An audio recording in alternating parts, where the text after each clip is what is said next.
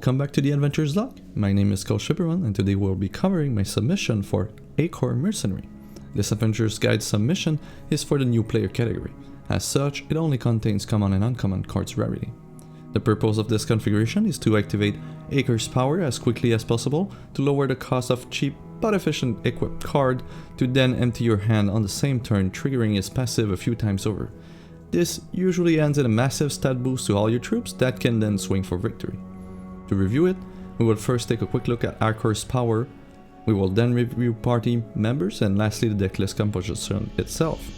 You will also find in the video description below the list of card equipment and mercenary used along with how to find them. As always, to wrap things up, we will be putting the configuration to the test with a dungeon playthrough. First, let's take a look at the mercenary itself. Hawkor is an orc warrior that can be found through Wheels of Fate chest rolls from Primal chests. He has 22 starting health with a starting end size of 7 and no additional charges. His power is Extravagant Boast. Basic, 4 charges. Your equipped cards in all zones gets -1 cost. Move each equipped card in your deck up 5 spaces. His first passive is Inspiring Display. When you play an equipped card, troops you control gets +1/+1. His second passive is Fitted for Battle. At the start of the game, you get Armor 1. His upgraded passive is Stockpile Assets. At the start of the game, create a copy of up to 3 equipped cards in your deck and then put them into your deck. For his Shard Grid, Hawkor has an amazing access to everything up to 3 copies. His deck rule reads, can include Beast into your deck. Overall, Hawkor's strength lies in his very strong active and passive abilities that provide both acceleration and board-wide pump to your troops. He also has a strong upgraded passive that improves its own consistency while giving you a bit of control over what cards you are most likely to draw during a match. First, let us review the configuration itself. For our party composition, we're going to use Clatterclank and Katsuhiro. Clatterclank has a party passive that reads, at the start of the game, if you have more cards in your deck than each opposing champion, gain a charge. Katsuhiro has a party passive that reads, at the start of the game, if an opposing champion won the coin flip, gain charge. The reason we're using Katsuhiro is that we can always choose to be on the draw, whatever coin flip results happen. And since we can manipulate our deck to have more cards than the average opponent that we're going to be facing, we can guarantee that we're going to always have 2 additional charges at the start of each match, meaning that we will be consistently activating Hawkor's power on turn 2 every single game. As for the deck list, we're running a 22 shard base with 3 Spectral Acorns. As always, we're only using the Spectral Acorns to play them for 0 and draw a card, but if you do have a steady supply of Spectral Acorns, feel free to use them as you wish. For equipped cards, we're running 6 different equipped cards to maximize on Hawkor's power. The first one is Glorious Pegasus. It is a 1/1 with flight for 1 that has a text that reads, once per turn, when you gain a health, create a value and put it into your hand. We're going to run the headpiece equipment for this card, adding a line of text that reads, a random Ardent troop in your hand gets flight. This is very important as we're running a bunch of Ardent troops and adding more evasion to the build is very important. The second equipped card we're running is Brightmoon Brave. It's a 1/1 for 1 that has a prophecy deploy. The next troop in your deck gets +1/+1. We're running the feat equipment for it that modifies the prophecy to then that troop gets -1 cost. The next equipped card we're running is Forge Flock. It's a 2 cost 1/1 with flight that has, when you play an equipped card, this gets +1 attack. We're running the Gloves equipment that transforms the stacks into a +1/+1 instead. Next one is a adventurer's favorite in Ardent Recruiter. It's a 2 cost 1/3 that has a line of text read, your Ardent troops in all zones have cost -1. Now this is another way to ram cards, and if you start with an Ardent Recruiter in your hand, you're very likely to just empty your whole hand on turn 2 fairly easily. We're running the chest equipment for it that adds another line of text that reads, when another Ardent troop enters play under your control, this gets +1/+1. So between all the triggers and the equipment, this one gets extremely big very fast, all the while reducing the cost of your other troops. Next tool we're running with equipment is Righteous Paladin.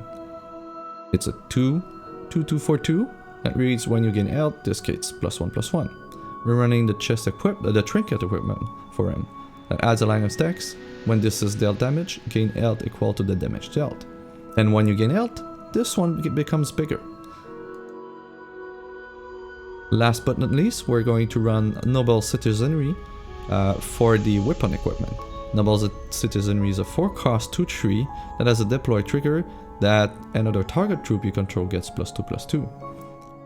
With the weapon equipment, they have +1/+1. So this is basic stat, so it's not a modification. Your Noble Citizenry becomes 3-4 troops instead of 2-3 troops. To supplement these troops, we're also going to run a few other troops that will work out of, general synergies that we already have in the deck. The first one is Adamanthian Scrivener. It's a 1/1/4/1. When a troop enters play under your control, gain 1 health. The Scrivener will help us trigger the Valor creation from the Pegasus. It will also help us trigger more stats on the Righteous Paladin as well. Next troop that we're going to run is Wakuna Lookout. This one is fairly simple. It's a 1/1/4/1 that has a sucketable miner, and we're going to run flight on it. We're going to use it as an evasive troop, so when we're stacking a lot of these bonuses, this one's going to get big, and since it has innate evasion, it's going to be very lethal. The next one that we're running is Pious Paladin. It's a 2/1/4/2 that has life drain and swift strike. Swift strike is a very good power to have if you're not going to have evasion. Making sure that these troops will be surviving combat is very important. It has also life drain, so it means that it will be triggering the Righteous Paladin and the Glorious Pegasus as well. Finally, Warparty Guide. This is an all-star and most Ardent heavy decks, but it is a 2-cost 2/1 Swift Strike troops that reads when this attack, if the top card of your deck is an Ardent troop, draw a card. So it's going to help you draw more cards, and it has Swift Strike, so once we're making this one very big, it's going to be very efficient at entering combat. Lastly, to give the build a bit more durability in longer and or problematic fights, we're going to run 3 Decree of Banishing, and to draw more cards, 3 Deployment Orders. For our gameplay, we will be doing a Broodcrown Bluff run. The dungeon is the first one you'll encounter shortly after reaching Adventure Zone 2, located to the southeast of the Alachian Sea.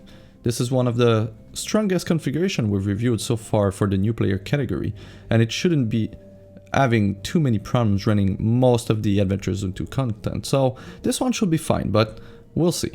Let's start with the first fight, and hopefully we'll have not too many problems with it, even though we're running a new player configuration.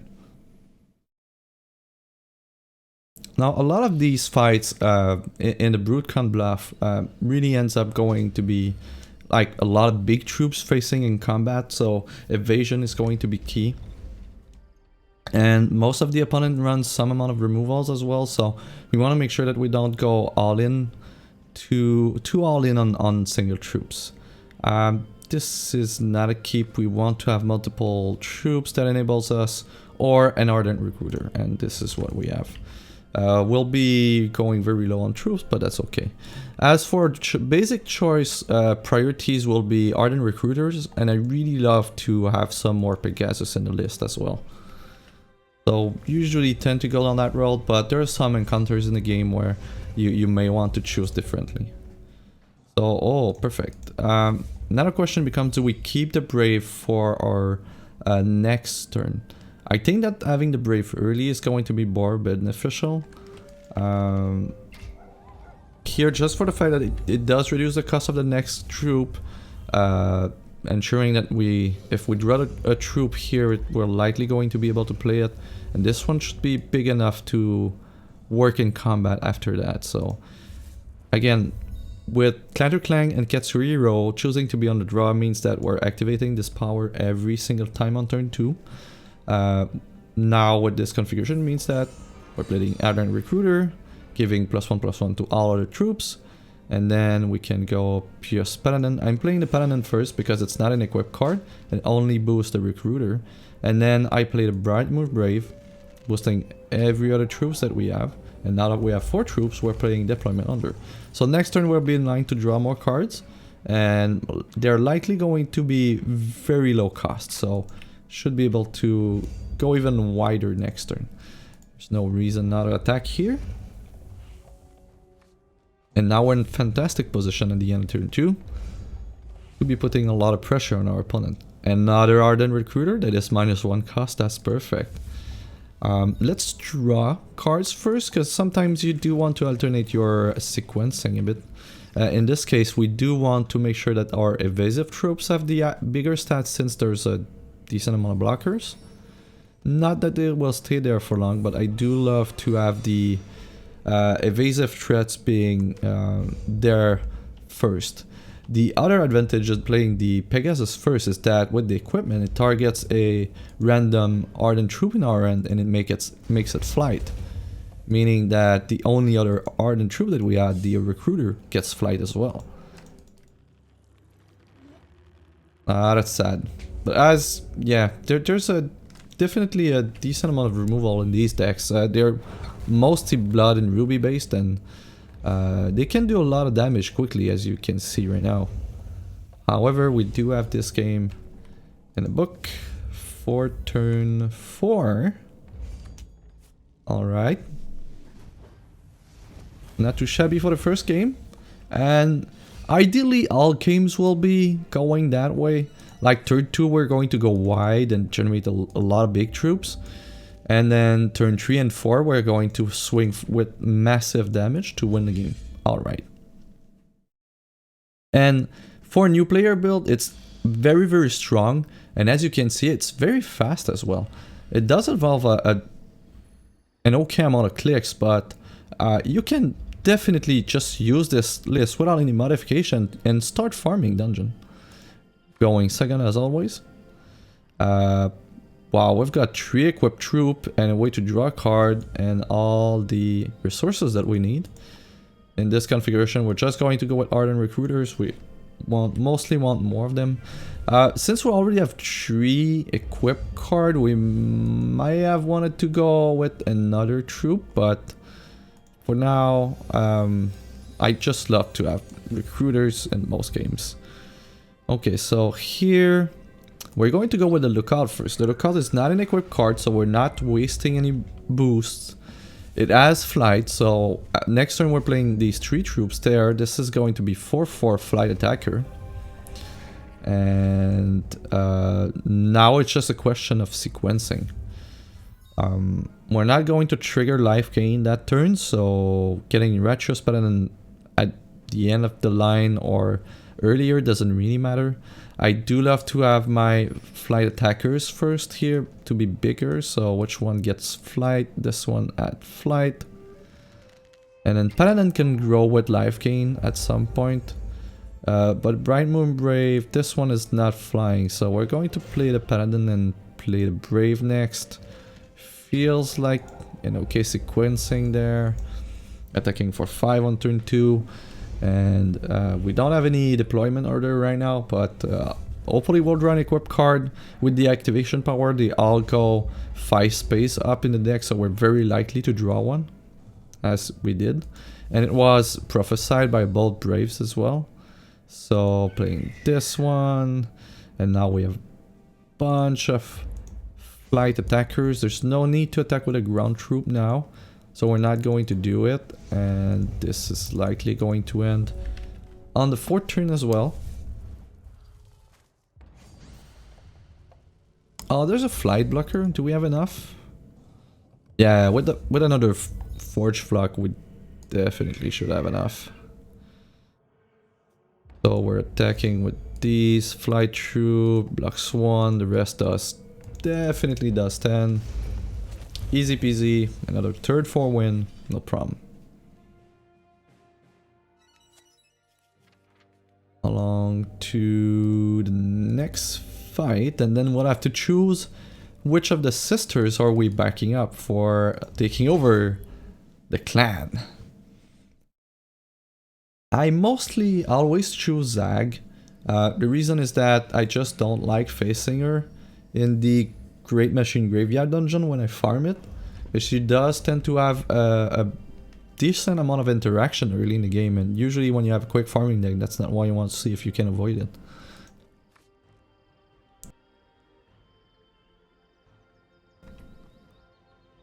Now this is what I call a great hand. We're going to do this and get a bunch of Pegasus there. And pass the turn. Well, not pass the turn, leave them do their turn. I really love opening with an Adamanthian Scrivener. It does provide us with some of a life gain. If we're in any pressure, we then can leverage that. And it also triggers the Paladin and the Pegasus as well. So this is a nice piece to have. First turn, Scrivener is likely our better, arguably our better opener. It doesn't have evasion, but it does enable a lot of very nice things. So here we're playing all our troops and we're playing deployment over this turn. So as always, the question is what sequencing do we do it? We're going to play Flock first since it's only evasive troops that we have, and then just play Recruiter. Well, the Recruiter does have a big backside, so we're going to play Brave here and get it a nice boost. That Recruiter is going to grow one way or another very quickly, so I think it's going to be better to have this one be slightly bigger instead of having that Recruiter slightly bigger. But it's very small decision point there. You mainly just play your troops. And then we get a Righteous Paladin that was prophesied. That costs -2, so we're going to draw 2 cards and see if we can get more troops, and here they are.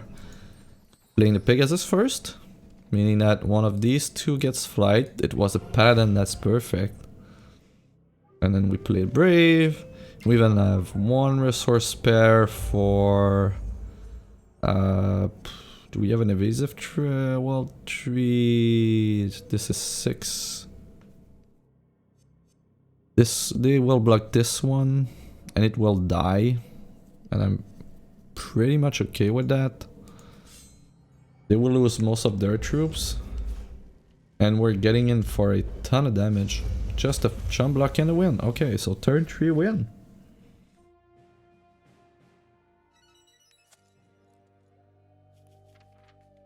Love that. So we're going to back Zag.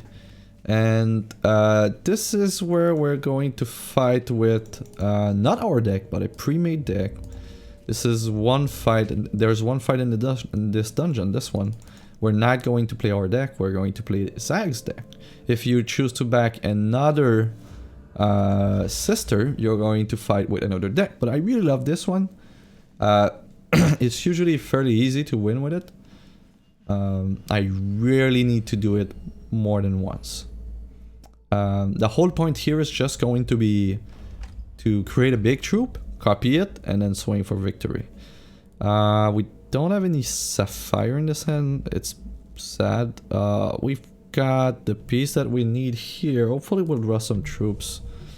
But this could be okay. Keeping it because we're seeing a decent... Oh, okay, that's fine. That's perfect. Alright, so we are not going to be attacking at all. We just want to keep blocker. And this one is going to keep copying a random troop. It's going to keep growing. And it's going to hold our opponent at bay for a while. Play a white shard and then pass the turn. Next turn I'm not playing the wabbit. I likely just going to Soothsaying. The reason is that I really don't want the rabbit to die. I usually like better to play it on the 5th turn. And then use Champion Power combination and copy it. For great effect. So 4th turn we're playing a Schemer. 5th turn we're playing Rabbit. 6th turn we're activating Rabbit, and then we're making a copy of a very big Rabbit. And which this should be a win. So here we're just going to Soothsaying. We have more than enough. This is not needed.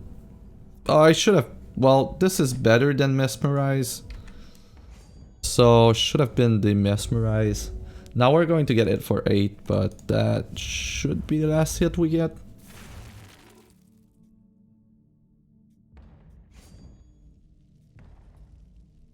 Fine. Okay, so now getting a flight troop early is usually very good. So I'm pretty happy in using the schemer here, and it makes a few of our cards double, which is great. I wish that our guy here would copy this one to get more stats, but we're not under any pressure right now. And here it is, 12-12, that's perfect. Alright, so turn 5, this is where we play the rabbit. And we're also playing the archer, because why not? Pass the turn. And this sequencing works really, really well. If this one targets this again, this is going to be very good for us. Okay, so... we're playing the Sapphire. So the way it works is that you use the rabbit to gain the stats of one target, which is the biggest on the board. You then use it to transform into another troop. In this case, a flight troop that will keep all the bonuses. So we're going to have a very big flight troop. And then we're going to use our champion power to copy it. So at that point we just attack with the big troop. We've got some nice, very, very nice blockers that should not be dying to our opponent's removal. And from that point we should be able to put enough pressure to win the game. That was a lot of removal. Alright, so we have something that copies here. When you play it, copy it. Okay. I guess we want to get more. Nice. Works well for us. It's also nice. I could mesmerize, I guess, the biggest troop here. And then we attack with our 2 big troops. And this is going to be close, but we should be able to survive this turn. And then we win. That's perfect. So we can take 12 and then block, double block this guy. Yeah.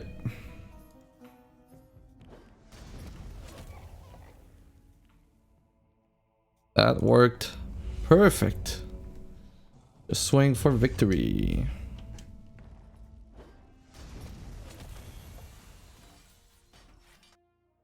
So now onto the last fight of the dungeon. This should be fun. This is a multi-stage fight, and it is very hard to win that fight when you have an all-in deck, very aggressive all-in deck, like a big spider archetype for the Veteran Ranger. But actually, what we're running right now is super good at ending this fight.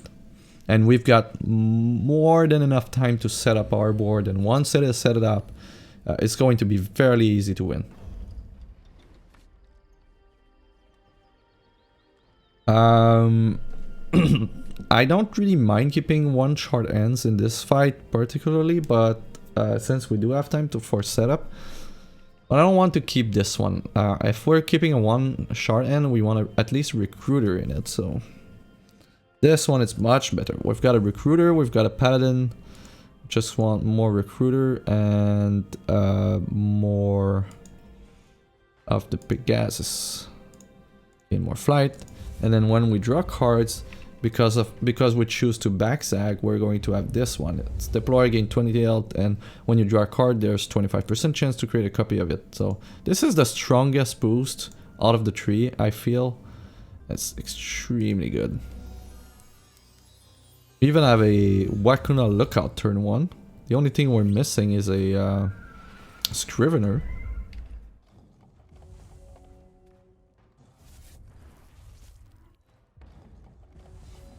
So we're not going... Oh, wow. Wow. We got a jackpot. Okay. So we're playing all our cards this turn. Every single card in our hand, we're playing this turn. Which card do we want to be bigger? I'd like to be able to attack with the Warparty again. Well, doesn't really matter that much. Well, gaining health sounds fine. Then we play this. And since we're going to be able to play to gain health, well, while playing this one, it doesn't give stats-wide boosts. And Recruiter and a Paladin that will be gaining health from... Okay, so at that point, I feel that we can go on to the next one. Kill this one and go on to the next.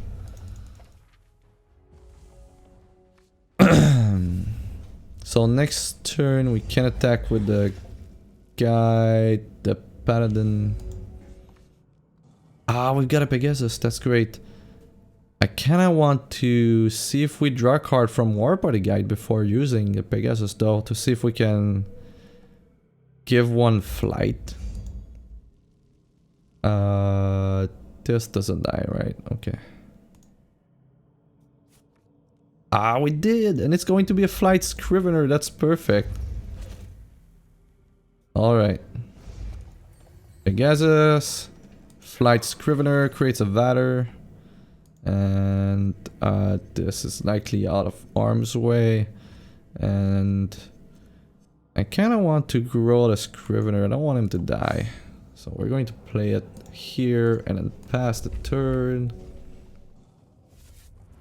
In this fight, you really don't want to overcome it. You want to attack with the minimum number of troops to kill your opponent. Again, here we've got a simple attack. We could play Citizenry and then boost the Scrivener and just attack with the Scrivener.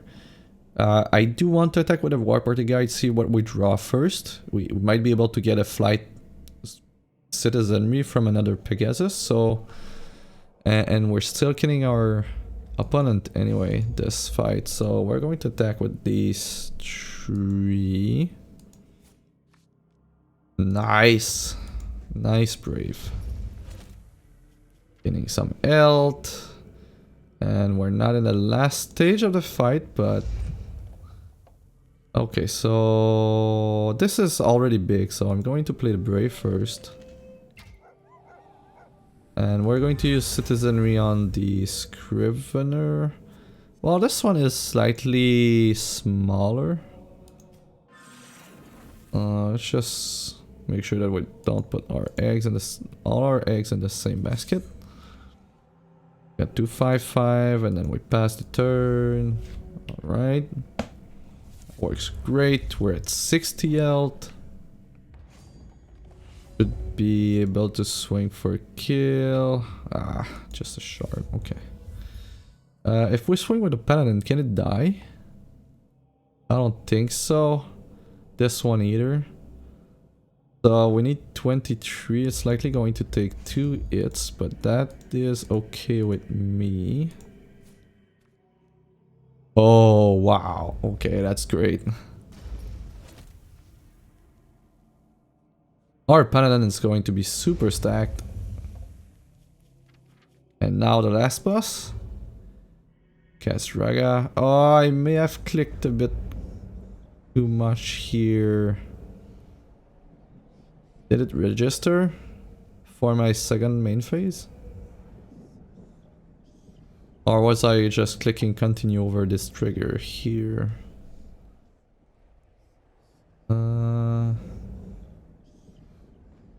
Yeah, that was a premature end of turn. Well, it doesn't really matter.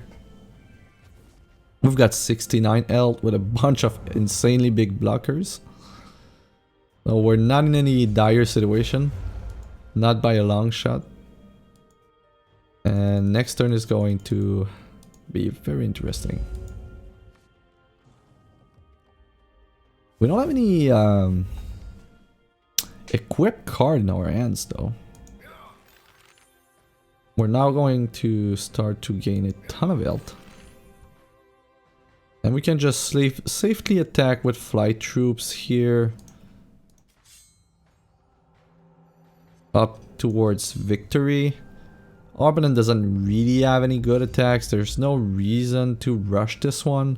We could try and gain some more health and draw more cards, but at this point it's really just losing troops for nothing. When we have 3 attacks in the air and we've got an insanely good amount of blockers. We do have a lot of health, but the backswing is going to hit hard. Another diamond. Just going to swing with the air troops. And next turn, do we swing for little? No. Well, it depends what we get. Got 12 plus 9. Oh yeah, we're swinging for the kill next turn. Game. What are you doing?